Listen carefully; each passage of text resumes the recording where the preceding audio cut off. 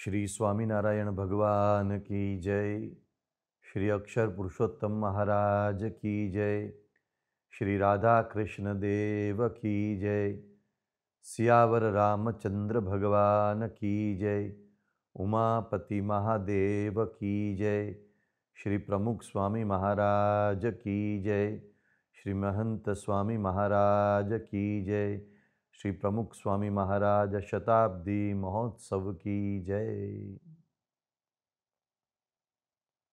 आज से करीब 100 साल पहले प्रसिद्ध अमेरिकी विद्वान मार्क ट्वेन ने भारत यात्रा की थी। भारत से अत्यंत प्रभावित होते हुए श्री मार्क ट्वेन ने अपनी किताब अराउंड द इक्वेटर में बहुत अच्छी बातें लिखी हैं। उन्होंने एक बात लिखी है उनमें से, in religion India is the only millionaire, the one land that all men desire to see, and having seen once, by even a glimpse, would not give that glimpse for the shores of all the rest of the globe combined. सच में भारत कितना भव्य है, क्या इसकी गरिमा है। यह न केवल mark Twain ने लिखा है, बल्कि अनेक विद्वानों को आप ले लीजिए, चाहे ब्रिटिश विद्वान आर्नोल्ड टोयनबी हो, या फ्रेंच विद्वान रोमा रोला हो, या अमेरिकी विद्वान विल ड्यूरा हो, या जर्मन विद्वान मैक्स मुलर हो, या अरेबियन स्कॉलर अल बिरूनी हो। इन सभी स्कॉलरों ने, या बड़े बड़े चिंतक हो गए Henry David Thoreau, Emerson, Carlyle या अल्बर्ट आइंस्टाइन जैसे साइंटिस्ट को ले लीजिए, सब ने भारत की भूरी भूरी गरिमा महिमा प्रशंसा गाई है। उस भारतीय सभ्यता, भारतीय संस्कृति, हिंदू धर्म, सनातन धर्म परंपरा, इस जो भी शब्द नाम से हम उसको कहें, उसकी जो महिमा कही है, यदि उसको सिर्फ एक पंक्ति में रखना है तो हम गा सकते हैं, सारे जहां से अच्छा हिंदोस्तां हमारा। जी हां, यह हिंदुस्तान विश्व की एक अद्भुत संस्कृति है। हां, कितने प्रहार हुए, कितने क्रूर आक्रमण हुए हैं, और न केवल कुछ दशकों तक, शताब्दियों तक आक्रमण का दौर चलता रहा। लेकिन फिर भी आज भारत, भारतीय संस्कृति, हिंदू धर्म परंपरा, सनातन परंपरा जीवित है। The oldest living religion, the oldest living culture, the oldest living civilisation. क्या रहस्य इसका? हां, उसी पंक्तियों में आगे लिखा गया है, कुछ बात है कि हस्ती मिटती नहीं हमारी। कुछ बात क्या है कि जिसके कारण हमारी हस्ती नहीं मिटी, हमारा अस्तित्व नहीं मिटा। कई संस्कृतियां मिट गई, चाहे बेबीलोनिया की संस्कृति हो, मेसोपोटामिया की संस्कृति हो, एज़टेक या मायन संस्कृति हो, ग्रीक संस्कृति हो, इजिप्शियन संस्कृति हो, रोमन संस्कृति हो। कई संस्कृतियां, कई धर्म परंपराएं मिट गए। भारतीय संस्कृति, हिंदू धर्म इतने आक्रमणों के बावजूद क्यों जीवंत है? वो क्या कुछ बात है? यदि आप भारतीय संस्कृति या हिंदू सनातन धर्म परंपरा का अध्ययन करेंगे, इतिहास पर दृष्टि डालेंगे, उसका विश्लेषण और पृथक्करण करेंगे, तो आपको 3 प्रमुख कारण नजर में आएंगे, जो आज से करीब 200 साल पहले भगवान स्वामी नारायण के महान संत अक्षर ब्रह्म गुणातीतानंद स्वामी ने अपनी बातों में अच्छी तरह से कहा है। ये जो 3 बातें हैं, उसमें पहली बात है हमारी संत परंपरा। हमारे पूर्व राष्ट्र प्रमुख और महान फिलोसोफर, विश्व के जाने माने विद्वान डॉक्टर सर्वपल्ली राधाकृष्णन ने ठीक तरह से योग्य रूप से कहा है, today we live in the society not because of scientific inventions but sense वो वंडर इन द सोसाइटी। आज हमारा जो अस्तित्व रहा है उसका कारण क्या है? संत, हमारी संत परंपरा। अनेकों आक्रमणों के बीच इन संतों ने करोड़ों लोगों के हृदयों में श्रद्धा का दीप प्रज्वलित रखा, श्रद्धा की ज्योति को प्रज्वलित रखा। यह पहला कारण है। दूसरा कारण है हमारे शास्त्र, वेद, उपनिषद, भगवत गीता, रामायण, महाभारत, पुराण शास्त्र, स्मृति शास्त्र, आगम शास्त्र। यदि ये शास्त्र न होते तो हमारी धर्म परंपरा केवल इतिहास के पन्नों में सीमित रह जाती। और तीसरा कारण है वो है मंदिर, जो आज का हमारा प्रमुख विषय है, आज के व्याख्यान का केंद्रीय विषय है। मंदिर हमारी संस्कृति की पहचान है। जब मंदिर की बात करने का विषय आता है तब सबसे पहले मन में, स्मरण में एक नाम आता है प्रसिद्ध यूरोपियन स्कॉलर स्टेला क्रेमरिश का, जिन्होंने भारतीय मंदिर की गरिमा को विश्व को समझाने के लिए बहुत बड़ा योगदान दिया है। स्टेला क्रेमरिश ने अपनी किताब हिंदू टेम्पल्स में मंदिर को कहा है कि वो है हिंदू सभ्यता, हिंदू धर्म या भारतीय संस्कृति की धुरी है, संस्कृति का केंद्र है, जीवन का केंद्र है, उसको आप प्राण भी कह सकते हैं। ऐसे दूसरे विद्वान, ब्रिटिश विद्वान जॉर्ज मिशेल ने तो वहां तक लिखा, the temple is the most characteristic artistic expression of Hinduism. No village in Hindu Asia is complete without a temple. मंदिर यहां तक इस संस्कृति का, इस सभ्यता का प्राण बन चुका है कि इसके बिना इस सभ्यता की कल्पना करना तक मुश्किल है। कभी कभार लोग पूछते हैं मंदिर की क्या आवश्यकता है? उन्हें मंदिर केवल पत्थरों का ढेर लगता है। नहीं, ये पत्थरों का ढेर नहीं है, एक ऐसा चैतन्य तत्व है जो हमारी सभ्यता का प्राण बन चुका है। यदि मंदिरों की आवश्यकता न होती तो जिन्हें हम आज इंटेलेक्चुअल जायंट कह सकते हैं और जिनके सिद्धांतों पर आज विदेशों में वैज्ञानिक रिसर्च कर रहे हैं, ऐसे अद्वैत सिद्धांत के प्रखर प्रवर्तक श्रीमद आदि शंकराचार्य जी हिमालय की कंदराओं को रोंदते रोंदते बद्री और केदार जा करके मंदिरों की स्थापना न करते।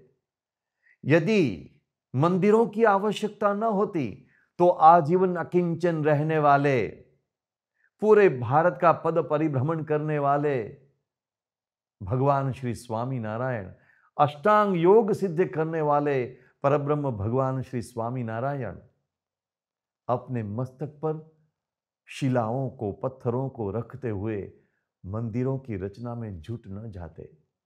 यदि मंदिरों की आवश्यकता न होती तो दरिद्र नारायण की सेवा के लिए अपनी आवश्यकताओं को छोड़ देने वाले, अपने शरीर पर एक छोटी धोती और छोटा उपवस्त्र जीवन पर धारण करने वाले महात्मा गांधी श्री घनश्याम दास बिड़ला को मंदिरों की श्रृंखला रचने की प्रेरणा न देते, दिल्ली में बिड़ला मंदिर रचने की प्रेरणा न देते। महात्मा गांधी जी ने अपने व्याख्यानों में कहा है, श्रद्धा पूर्वक मंदिर में जाओ, आस्था पूर्वक मंदिर में जाओ। उन्होंने तो वहां तक लिखा कि अपने दिव्य लोक में विराजमान अदृश्य भगवान की आराधना से हम पार्थिव मनुष्य को संतुष्टि नहीं हो सकती, इसलिए मंदिर चाहिए। ऐसा कहकर उन्होंने यहां तक लिखा, to reject the necessity of temples is to reject the necessity of God, the necessity of religion and the necessity of earthly existence. यदि मंदिर की आवश्यकता न होती तो असंख्य लोगों की, गरीबों की, दलितों की झोपड़ियों तक घूमते घूमते उनके उत्कर्ष के लिए अपना पूरा जीवन बिताने वाले ब्रह्म स्वरूप प्रमुख स्वामी महाराज विश्व में घूम घूम करके भिक्षा की झोली लोगों के सामने रखते हुए मंदिरों की 1200 मंदिरों की रचना न करते। ब्रह्म स्वरूप प्रमुख स्वामी महाराज ने मंदिरों की आवश्यकता को समझाते हुए, मंदिरों की नीड को, अनिवार्यता को समझाते हुए 5 सूत्र अद्भुत रूप से लिखे हैं। पहला सूत्र लिखा उन्होंने, वो है मंदिर जो मन को स्थिर करता है, जो परम शांति देता है। दूसरा सूत्र लिखा, वो है मंदिर जो हमें उच्च जीवन की प्रेरणा देता है।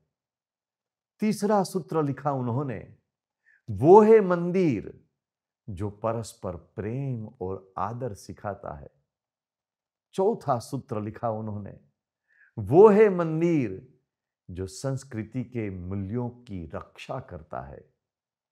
और 5वां सूत्र लिखा, वो है मंदिर जो हमें अपनी आत्मा की पहचान कराता है और परमात्मा से हमारा मिलन कराता है। इन 5 सूत्रों में उन्होंने सब कुछ कह दिया। परम पूज्य प्रमुख स्वामी महाराज तो स्वयं ब्रह्म स्वरूप महान पुरुष थे, इसलिए इनके दिए हुए इन सूत्रों को आप ब्रह्म सूत्र भी कह सकते हैं।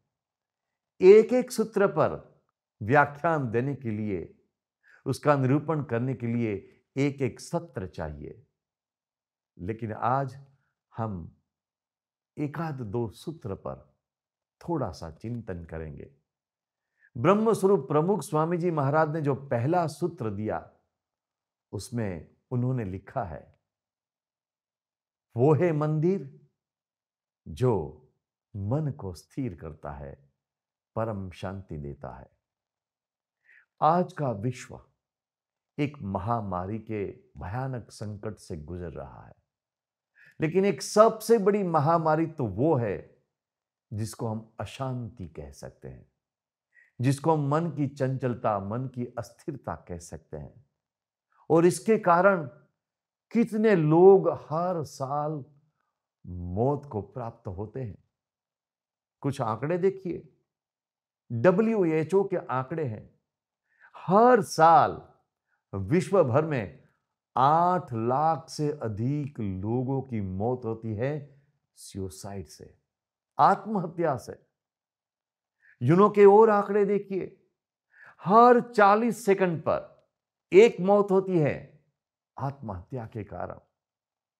यूनो के आंकड़ों के अनुसार करीब 5 लाख लोगों की मौत हर साल होती है मर्डर के कारण।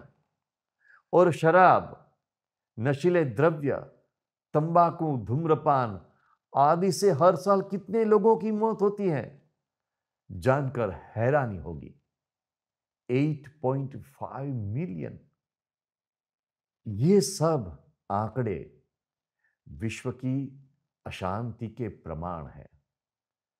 हार्वर्ड यूनिवर्सिटी के प्रसिद्ध विद्वान रिचर्ड एल्पर्ट ने इन सब बातों पर गहराई से संशोधन किया।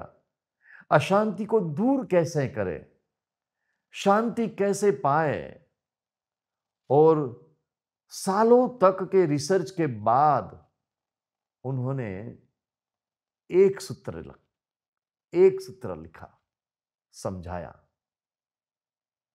आध्यात्मिकता से मन को जो शांति मिलती है वो न व्यसन से मिलती है, न वैर भावना से मिलती है, न किसी बात से मिलती है।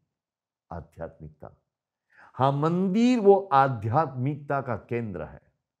मंदिर वो अध्यात्म का स्थान है। इसलिए शांति के लिए, मन की स्थिरता के लिए, चैन के लिए, मन की चंचलता को मिटाने के लिए, अस्थिरता को मिटाने के लिए मंदिर एक बहुत बड़ा माध्यम बनता है। शांति के लिए, सुख की अनुभूति के लिए, मन की चंचलता, स्थिरता को मिटाने के लिए, आनंद की शाश्वत अनुभूति के लिए मंदिर एक बहुत बड़ा माध्यम है। आप यदि मंदिर में आने वाले करोड़ों लोगों का कोई रिकॉर्ड निकालेंगे, उनके अनुभवों का यदि कोई अध्ययन करेंगे, उसका विश्लेषण करेंगे, और यदि कोई विश्व के सामने ये सब रखेगा, तो सब चकाचौंध बन जाएंगे। कितने लोगों को मंदिर के द्वारा शांति का दिव्य अनुभव होता है, मन की चंचलता दूर होती है, व्यग्रता, चिंता, अशांति दूर होता है। कुछ लोग पूछते हैं, क्या कारण है मंदिर में जाने से शांति मिलती है? कई कारण दिए जा सकते हैं। प्रमुख स्वामी जी महाराज कहते थे कि इस अस्थिर सृष्टि में स्थिर है केवल परमात्मा। इस अशांत विश्व में शांत है केवल परमात्मा। यदि उस परमात्मा के स्वरूप में हम अपने मन को जोड़ देंगे तो हमें अवश्य स्थिरता प्राप्त होगी, शांति प्राप्त होगी, सुख और आनंद की अनुभूति होगी। असंख्य श्रद्धालुओं का अनुभव है, मंदिर में जाते ही चिंता, व्यग्रता के बादल बिखर जाते हैं, सुख का, शांति का अनुभव होता है। यह पहला कारण हुआ। और दूसरा कारण है, वो है मंदिर की ऐसी शास्त्रीय रचना। हमारे उन महर्षियों ने, ऋषियों ने एक चिंतन किया, जिन्हें भगवान का साक्षात्कार था, भगवान का साक्षात अनुभव था। इन ऋषियों ने ऐसा चिंतन किया और ऐसे स्थान की खोज की जहां एक साधारण मनुष्य, एक साधारण आदमी जाकर के शांति का अनुभव कर सकता है, परमात्मा से मिलन कर सकता है। ऐसे स्थान की खोज करके उस स्थान का नाम दिया उन्होंने मंदिर। उन्होंने मंदिर रचना के लिए भूमि कैसी होनी चाहिए, वहां से लेकर मंदिर के शिखर पर ध्वजा पताका कैसी होनी चाहिए, कलश कैसे होने चाहिए, वहां तक सूक्ष्म चिंतन किया। प्रत्येक पत्थर की आकृति के पीछे उन्होंने गहरा अर्थ सोचा, गहरा मर्म सोचा, और इसके लिए उन्होंने शास्त्रों की भेंट दी, सैकड़ों शास्त्रों की रचना की, और उसमें अद्भुत इंजीनियरिंग है, अद्भुत मैथमेटिक्स है, अद्भुत ज्योमेट्री है, अद्भुत कला है, अद्भुत स्थापत्य कला है, और सबसे अधिक अद्भुत अध्यात्म विज्ञान है।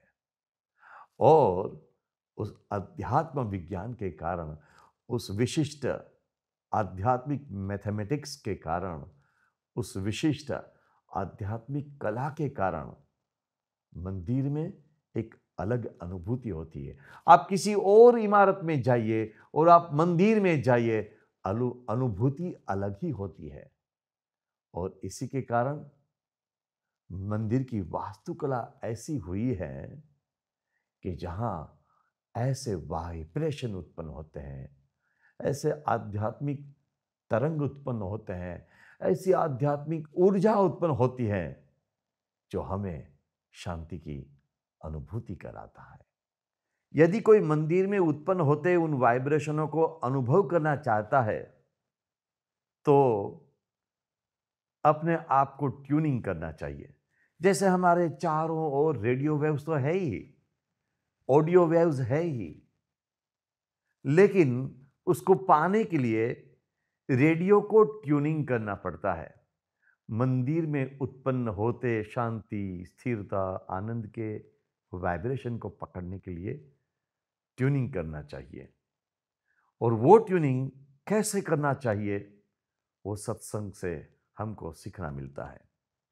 तो ये पहला सूत्र हुआ प्रमुख स्वामी जी महाराज का, मंदिर से स्थिरता, मंदिर से मन की स्थिरता प्राप्त होती है, परम शांति प्राप्त होती है, मन की चंचलता, व्यग्रता समाप्त होती है। प्रमुख स्वामी महाराज का दूसरा सूत्र है, मंदिर से संस्कार प्राप्त होते हैं। बीएपीएस स्वामीनारायण मंदिरों के द्वारा बाल संस्कार प्रवृत्ति, युवा संस्कार प्रवृत्ति, आदिवासी संस्कार प्रवृत्ति की विराट प्रवृत्ति एक बहुत बड़ा अध्याय है। क्योंकि आज का प्रमुख विषय वो नहीं है, इसलिए मैं उन प्रवृत्तियों के विषय में ज़्यादा नहीं कहूँगा, मगर मंदिर से संस्कार की जो गंगा बहती है उसका बहुत बड़ा योगदान है अच्छे नागरिकों के निर्माण में, अच्छे व्यक्ति के निर्माण में, अच्छे समाज के निर्माण में। स्वामी जी ने आगे सूत्र में लिखा है, मंदिर के द्वारा संस्कृति के मूल्यों का रक्षण होता है। उदाहरणार्थ केवल स्वामीनारायण अक्षरधाम को ले लीजिए। करोड़ों लोगों के हृदयों में अक्षरधाम के कारण संस्कृति की महिमा का आलोक फैला हुआ है। मंदिरों के द्वारा संस्कृति के मूल्यों का रक्षण जिस प्रकार हुआ है, उस पर भी काफी विद्वानों ने बहुत कुछ लिखा है। जैसे कि वासुदेव शरण अग्रवाल ने लिखा है, मंदिर संस्कृति के मूल्यों का धाम है। हाँ, प्रमुख स्वामी जी ने आगे लिखा है, मंदिर हमें पवित्र जीवन की प्रेरणा देता है। मंदिर में क्या होता है कि हमें पवित्र जीवन की प्रेरणा मिलती है? तो पहली बात तो है कि मंदिर में सत्संग होता है और सत्संग से हमारा जीवन परिवर्तन होता है, जीवन में उच्च मूल्यों की प्रेरणा होती है, हमारे व्यसन, हमारे दूषण सब समाप्त होते हैं, हमारी विकृतियां समाप्त होती हैं। कितने लोगों का जीवन परिवर्तन हुआ है मंदिरों के द्वारा। और दूसरी बात सत्संग के उपरांत की है, वो है मंदिरों में भगवान की मूर्ति विराजमान है, भगवान के भक्तों की मूर्तियां विराजमान हैं। ये मूर्तियां, ये प्रतिमाएं, ये पुतले नहीं हैं, निर्जीव पुतले नहीं हैं, ये प्रेरणा की मूर्तियां हैं, प्रेरणा की प्रतिमाएं हैं। आप विश्व भर में देखिए, जगह जगह पर प्रतिमाएं प्रेरणा के लिए स्थापित की गई है। आप ग्रीस जाएंगे तो अपोलो की प्रतिमा मिलेगी या देवी एथना की प्रतिमा मिलेगी। आप इजिप्ट जाओगे तो फेरोहास की प्रतिमाएं मिलेगी। आप रोम जाओगे तो जुपिटर या मार्स की प्रतिमाएं मिलेगी। आप रशिया में जाओगे, चीन में जाओगे, जापान में जाओगे, जगह जगह पर आप जाइए तो वहां के महापुरुषों की प्रतिमाएं, मूर्तियां आपको प्राप्त दिखाई देगी। आप अमेरिका में जाएंगे तो अब्राहम लिंकन की कितनी बड़ी प्रतिमा स्थापित की गई है। जॉर्ज वॉशिंगटन है, थॉमस जेफरसन है, मार्टिन ल्यूथर किंग जूनियर है, ऐसे अनेकों महापुरुषों की मूर्तियां, प्रतिमाएं स्थापित की गई हैं। क्यों? क्योंकि सबको मालूम है इन प्रतिमाओं से प्रेरणा प्राप्त होती है। महात्मा बुद्ध और महावीर की मूर्तियों के प्रति आदर प्रकट करने के कारण लोगों को प्रेरणा मिलती है करुणा की और अहिंसा की। भगवान श्री राम के दर्शन से लोगों को प्रेरणा मिलती है एक आदर्श चरित्र की। श्री हनुमान जी के दर्शन से प्रेरणा मिलती है एक विनम्र आदर्श सेवक बनने की। भगवान श्री कृष्ण और राधा जी की मूर्तियों के दर्शन से हमें प्रेरणा मिलती है प्रेम की, आध्यात्मिक प्रेम की, भक्ति की। देवों के देव महादेव के दर्शन से हमें प्रेरणा मिलती है संसार के हलाहलों को पचाने की। और परब्रह्म भगवान श्री स्वामी नारायण और अक्षर ब्रह्म गुणातीतानंद स्वामी की मूर्तियों के दर्शन से हमें प्रेरणा प्राप्त होती है ब्रह्म रूप होकर परब्रह्म की शाश्वत भक्ति करने की। मंदिर में दर्शन करते, मंदिर में इन मूर्तियों की ओर देखते श्रद्धालुओं को तो प्रेरणा मिलती है, मगर कभी अश्रद्धालु सवाल भी करते हैं कि क्या मंदिर में, मूर्ति में सच में भगवान विराजमान होते हैं? मेरी दृष्टि से सवाल ये नहीं होना चाहिए कि मूर्ति में भगवान है या नहीं। सवाल ये होना चाहिए कि मूर्ति में विराजमान भगवान को देखने की दृष्टि हमारे पास है या नहीं। मोहम्मद गजनी को मूर्ति में भगवान नहीं दिखाई देते थे, अलाउद्दीन खिलजी को भगवान नहीं दिखाई देते थे, मगर मीराबाई को दिखाई देते थे। सैयद इब्राहिम रसखान साहब को भगवान की मूर्ति में भगवान दिखाई देते थे। नरसिंह मेहता को दामोदर जी की मूर्ति में भगवान दिखाई देते थे। श्रीमद आदि शंकराचार्य जी को भगवान की मूर्ति में भगवान दिखाई देते थे। इसलिए उन्होंने लिखा, श्री कृष्ण भवतु मम अक्षय विषयः।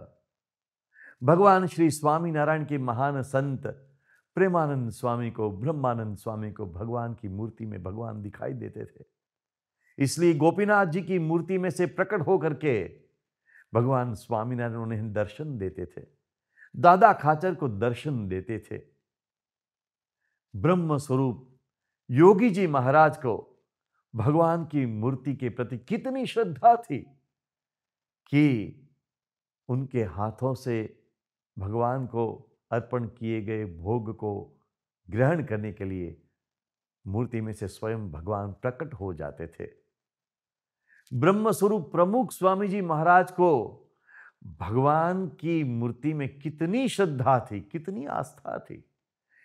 नन्ही सी हरिकृष्ण महाराज की मूर्ति को वे मूर्ति नहीं कहते थे, उस जल मूर्ति को वे साक्षात परमात्मा कहते थे, ठाकुर जी कहते थे, भगवान कहकर पुकारते थे। और बड़े बड़े लोगों से जब प्रमुख स्वामी जी महाराज की भेंट होती थी, तब प्रमुख स्वामी महाराज अपनी पहचान करवाने से पहले उस भगवान श्री हरि कृष्ण महाराज की मूर्ति की पहचान करवाते थे। कितनी भक्ति थी। उन्हें वो मूर्ति नहीं दिखाई देती थी, उन्हें साक्षात परमात्मा दिखाई देते थे। तो वो दृष्टि चाहिए, वो श्रद्धा चाहिए भगवान को देखने के लिए, मूर्ति में भगवान की अनुभूति के लिए। यह तर्क का विषय नहीं है, यह बुद्धि का विषय नहीं है, यह विश्वास का विषय है, यह हृदय का विषय है। मुझे यहां एक उदाहरण याद आया, बोध कथा सा उदाहरण। एक गरीब ब्राह्मण था। उस गरीब ब्राह्मण की पत्नी ने एक बार उस ब्राह्मण को कहा कि आप हर रोज गणपति जी की मूर्ति की पूजा करते हैं रिद्धि सिद्धि को पाने के लिए, मगर कभी गणपति जी हमारे पर प्रसन्न नहीं हुए। और पास वाले बनिए को देखिए, वो बनिया श्री कृष्ण की मूर्ति की उपासना करता है, पूजा आराधना करता है, तो उस पर श्री कृष्ण प्रसन्न हो गए और बनिया आज धनवान हो गया और हम तो कंगाली रह गए। तो आप इस गणपति जी की मूर्ति की पूजा को छोड़िए और श्री कृष्ण जी की मूर्ति की पूजा शुरू कीजिए। पत्नी की बात को मानते हुए उस गरीब ब्राह्मण ने कहीं बाहर से श्री कृष्ण जी की मूर्ति को लाकर के उसकी पूजा शुरू कर दी और गणपति जी की मूर्ति को अलमारी पर ऊंचे रख दी। एक बार श्री कृष्ण जी की मूर्ति को वो धूप दे रहा था और उसने देखा कि धूप की धूम्र सेर ऊपर अलमारी पर जो गणपति जी की मूर्ति रखी हुई थी उसकी सूंड के पास से वो जा रही थी। ब्राह्मण को गुस्सा आया कि इस गणपति जी की मूर्ति ने कभी मेरा काम किया नहीं, कभी मुझे कुछ वरदान दिया नहीं, और ऐसे बैठे बैठे खाम खा मुफ्त में दुबरसेर की सुगंध लेनी है, मैं नहीं लेने दूंगा। गुस्से में आकर के उसने रुई के डट्टे उस गणपति जी की मूर्ति के सूंड के छोटे छोटे छिद्रों में भर दिया, और ऐसे ऐसे में गणपति जी की मूर्ति किलकिलाहट हंसने लगी। उसके बड़े बड़े कान यूं होने लगे, सूंड यूं यूं होने लगी, और गणपति जी की मूर्ति से आवाज आई, वत्स तू मांग ले, जो वरदान चाहिए वो मांग ले, मैं तेरे पर प्रसन्न हो गया हूं। ब्राह्मण को जरा आश्चर्य लगा, ये किस तरह का वरदान मैं ले रहा हूं। उसने गणपति जी से पूछा कि भगवान, मैंने आपकी बहुत पूजा की, आपको कितना लड्डू खिलाया, कितना धूप दीप नैवेद्य सब अर्पण किया, आप उससे प्रसन्न नहीं हुए, और मैंने गुस्से में आकर आपकी सूंड के छोटे छोटे छिद्रों में आप धूम्रसेर की सुगंध ले न पाए, इसलिए मैंने वहां रुई के ये डट्टे भर दिए, तो इससे आप प्रसन्न हो गए। समझा नहीं दे रहा है भगवान मुझे। गणपति जी ने हंसते हंसते कहा, बेटे, मैं इसलिए प्रसन्न नहीं हुआ हूं कि तूने यहां मेरी सूंड में रुई के ये डट्टे डाले हैं। मैं इसलिए प्रसन्न हुआ हूं कि आज पहली बार तूने ऐसा माना कि मैं इस मूर्ति में बैठ करके सांस ले रहा हूं, मैं इस मूर्ति में जिंदा बैठा हूं। ये आज पहली बार तूने माना, इसलिए मैं तेरे पर प्रसन्न हो गया हूं। सच्चे भक्तों को यह श्रद्धा होती है। ये मूर्ति न पत्थर है उनके लिए, ये मूर्ति न धातु है उनके लिए, ये मूर्ति न चित्र है उनके लिए, ये मूर्ति उनके लिए स्वयं परमात्मा होते हैं, सांस लेती मूर्ति। हां, यदि आपकी यह श्रद्धा है तो मूर्ति के कान है, मूर्ति आपकी बातों को सुनेगी। यदि आपकी यह श्रद्धा है तो मूर्ति की आंखें हैं, वो आपको देखेगी, आप पर कृपा दृष्टि करेगी। यदि आपको यह श्रद्धा है तो मूर्ति के पास मुंह है, मुख है, वो आपसे बातें करेगी। ब्रह्मस्वरूप योगी जी महाराज गोंडल में भगवान श्री स्वामीनारायण की प्रतिमा, घनश्याम महाराज के नामक प्रतिमा, उसके साथ हर रोज बातें करते थे। एक बार किसी ने कहा, योगी जी महाराज, आप भगवान से बातें करते हैं तो आप जो बोलते हैं वो तो सुनाई देता है, मगर भगवान क्या बोलते हैं वो नहीं सुनाई दे रहा। तब योगी जी महाराज ने कहा, जिसके पास टेलीफोन होता है उसको सुनाई देता है। टेलीफोन यानी उस श्रद्धा का स्तर चाहिए। सूरदास जी को ऐसी श्रद्धा थी। आप सब जानते होंगे कि सूरदास जी तो चक्षु से अंध थे, लेकिन फिर भी हर रोज मंदिर में भगवान के दर्शन के लिए जाते थे और भगवान के सामने कीर्तन गाते थे, बड़ी श्रद्धा से गाते थे। एक बार किसी भक्त ने आश्चर्य से पूछा, सूरदास जी, आप तो अंध हैं, फिर भी आप यहां भगवान की मूर्ति के लिए दर्शन के लिए आते हैं? सूरदास जी ने कहा, हाँ, मैं भगवान के दर्शन के लिए आता हूं। तो उसने कहा कि लेकिन आपके पास तो आंखें नहीं है। तब सूरदास जी ने बड़ी श्रद्धा से कहा, मेरे पास आंखें नहीं है, मगर मैं जिस भगवान के दर्शन के लिए उनके सामने खड़ा होता हुआ हूं, उनके पास आंखें हैं। वो मुझे देखेंगे, वो मुझ पर कृपा दृष्टि करेंगे, इतना ही मेरे लिए पर्याप्त है। ये श्रद्धा होनी चाहिए। हाँ, मंदिर इस श्रद्धा का स्थान है। मंदिर इस तरह इस आध्यात्मिक भावना का स्थान है कि वहां साक्षात परमात्मा विराजमान है। मंदिर इस तरह श्रद्धा का, आध्यात्मिकता का तो स्थान है ही, मगर मंदिर सेवा का धाम है। हां, समाज में अस्पतालों की जरूरत है टूटी हुई हड्डियों को रिपेयर करने के लिए, बुखार उतारने के लिए। मगर मन का बुखार उतारना है, टूटे हुए भग्न हृदयों को यदि रिपेयर करना है, तो मंदिर में आना पड़ेगा। हाँ, शालाओं की आवश्यकता है, यूनिवर्सिटियों की आवश्यकता है, कॉलेजों की आवश्यकता है, लेकिन यदि भौतिक विज्ञान के उपरांत आध्यात्मिक विज्ञान को प्राप्त करना है, संस्कारों की शिक्षा को प्राप्त करना है, तो मंदिर में आना पड़ेगा। मंदिर की वहां जरूरत पड़ती है। मंदिर एक ऐसा स्थान है कि जहां से करोड़ों लोगों की सेवा का यज्ञ दिन रात चलता रहता है।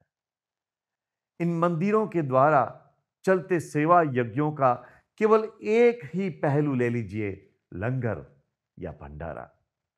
लाखों मंदिरों के द्वारा हर रोज करोड़ों गरीब, करोड़ों यात्री निशुल्क भोजन मंदिरों से पाते हैं, अपने जठराग्नि को वहां से शांत करते हैं। मुझे अवश्य ये जानकारी है कि इस महामारी में गरीबों की, जरूरतमंदों की सहाय के लिए मंदिरों के द्वारों से सेवा की सरलता करोड़ों लोगों तक पहुंची है। एक उदाहरण के लिए मैं बीएपीएस स्वामीनारायण संस्था के मंदिरों की बात करूंगा। अनेकविध सेवाओं के साथ साथ केवल भोजन की बात ले लीजिए। बीएपीएस स्वामीनारायण संस्था के मंदिरों के द्वारा ब्रह्मस्वरूप प्रमुख स्वामी महाराज के अनुगामी प्रकट ब्रह्मस्वरूप महंत स्वामी महाराज की प्रेरणा से 9.7 मिलियन, करीब 1 करोड़ लोगों को भोजन देने की व्यवस्था की गई है। और तो कितनी सेवाएं की गई है। हां, यह है मंदिर। भूकंप आया तो यह मंदिर सेवा के केंद्र बन गए। कभी सुनामी आई, यह मंदिर सेवा के केंद्र बन गए। और हां, सेवा के कई प्रकार है। संस्कारों की सेवा से लेकर, शिक्षा की सेवा से लेकर, अस्पतालों की सेवा से लेकर अनेकों तरह की सेवाएं इन मंदिरों के द्वारा होती है। मुझे यहां अंत में एक उदाहरण याद आया। एक बार शैतान ने भगवान से कटाक्ष में कहा, भगवान, इस कोरोना महामारी में मेरा चमत्कार देखा? भगवान ने बोला, क्या चमत्कार है तेरा भाई? शैतान ने कहा, इस कोरोना महामारी में मैंने आपके मंदिर के दरवाजे बंद करवा दिए, आपके मंदिर मैंने बंद करवा दिए। तब भगवान ने हंसते हंसते कहा कि तू मेरे मंदिर को बंद करने की बात करता है तो सुन ले, मैंने तो घर घर मंदिर खुलवा दिए हैं। मंदिरों से पाई प्रेरणा से, मंदिरों से पाई आस्था से, मंदिरों से पाई भक्ति से, मंदिरों से पाए आत्मबल के कारण करोड़ों लोग घर में बंद रह करके भी आनंद से जी रहे हैं, भक्तिमय जीवन जी रहे हैं, प्रेरणामय जीवन जी रहे हैं। तो ये मेरा चमत्कार है, ये मंदिरों का चमत्कार है। हां, ये है मंदिर, हमारी संस्कृति के धाम, हमारी संस्कृति के पहचान, हमारे अस्तित्व का राज, हमारी धर्म परंपरा के आज तक जीवंत रहने का रहस्य, हमारी सभ्यता का प्राण। यदि मंदिर है तो हम हैं, मंदिर है तो हमारे संस्कार है, मंदिर है तो हमारी सभ्यता है, आस्था है, श्रद्धा है। वो पंक्ति बिल्कुल सार्थक है। हम सनातनी हिंदू, हमारी मंदिर है पहचान। हम सनातनी हिंदू, हमारी मंदिर है पहचान। अस्तु। जय स्वामीनारायण।